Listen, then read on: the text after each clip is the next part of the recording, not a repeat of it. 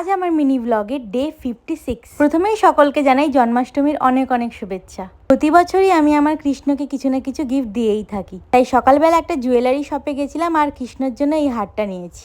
আজ প্রায় 1.5 মাস পরে আমি আমার আইব্রোটা থ্রেডিং করেছি। আমার আইব্রোটা বরাবরই এরকম শুয়োপোকার মতন। আজ আমার ছিল উপোস।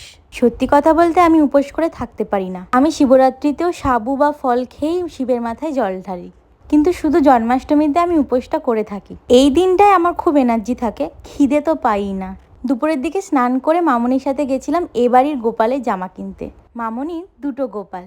ঠাকুরের জামা কাপড় আমি বরাবরই কালীবাড়ি থেকে কিনি। তারপর গেলাম মিষ্টি কিনতে। আজ তো মিষ্টির দোকানে ভয়ানক ভিড়। গোপালের মন পছন্দ প্রচুর মিষ্টির স্টক ছিল।